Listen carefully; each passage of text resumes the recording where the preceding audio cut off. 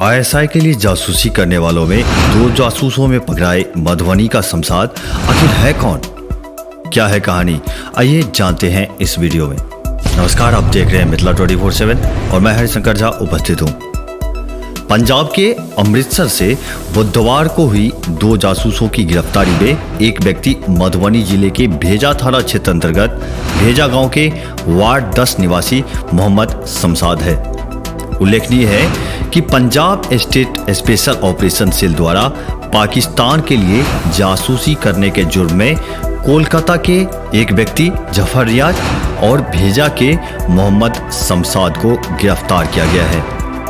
Police को दोनों के पास से अमृतसर एयरफोर्स एवं इंडियन आर्मी की कुछ तस्वीरें भी बरामद होने की बात कही जा रही है। बताया जाता है कि जफर रियाज ने मोहम्मद शमशाद को अपने जाल में फंसाकर खुफिया जानकारियां हासिल करने में लगा दिया था। दोनों अमृतसर रेलवे स्टेशन के बाहर अजनाला रोड में मीरा कोट चौक पर ठेला लगाकर नींबू पानी और सोडा पानी बेचा करता था। दोनों के पाकिस्तानी जासूस होने का राज state special operation cell Punjab के पुलिस को इन दोनों के बीच फोन पर पाकिस्तान से हो रही बातचीत के बाद खुला। पुलिस दोनों पर काफी पहले से नजर रखी हुई थी। जफर रियाज 2005 में पाकिस्तान गया था और वहां उसने रबिया नाम की युवती से शादी कर ली, जिसके बाद से वे आईएसआई के लिए खुफिया एजेंट का काम करने लगा था। भेजा गांव निवासी मोहम्मद शमशाद 2 भाइयों में छोटा है और गांव से लगभग 1.5 महीने पहले वो अमृतसर गया ही था। वहां स्टेशन के बाहर ठेला लगाकर पानी बेचा करता था। मोहम्मद शमशाद के पिता एनुल हक उर्फ छोटका तथा मां रोजिदा खातून ने बताया कि हम लोग 100 परिवार पंजाब के अमृतसर में रहा करते थे, जहां से 10 वर्ष पहले गांव आ गए। उसके बाद शमशाद वहां का पानी व्यवसाय संभाल लिया था। गर्मी के मौसम में पानी तथा सर्दियों के मौसम में मूंगफली बेचा करता था। 2 लड़के अमृतसर में रहते हैं, क्या काम करते हैं? स्टेशन पे रेडी लगाता है। किस चीज़ का? अभी पानी का लगाता है, गर्मी में, ठंडी में मूंगफली का।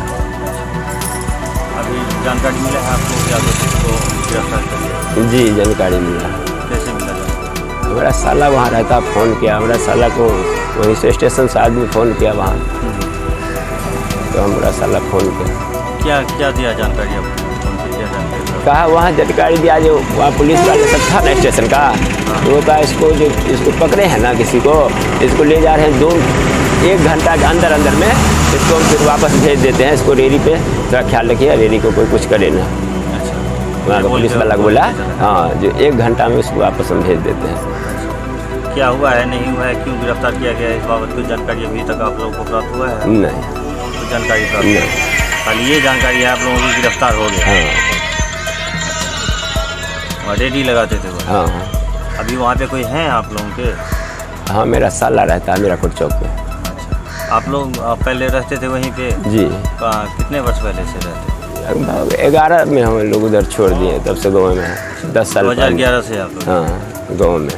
तो इस लॉकडाउन में भी वो वहीं थे या? नहीं, लॉकडाउन में यहीं था, गाँव में। गाँव आते जाते रहते हैं? जी। शमशाद के माता पिता फिलहाल गांव में ही भेजा हाट के निकट एक छोटा सा मुर्गा फार्म और सीजनल फल की दुकान करते हैं। उनके माता पिता ने बताया कि शमशाद गलत प्रवृत्ति का इंसान नहीं है।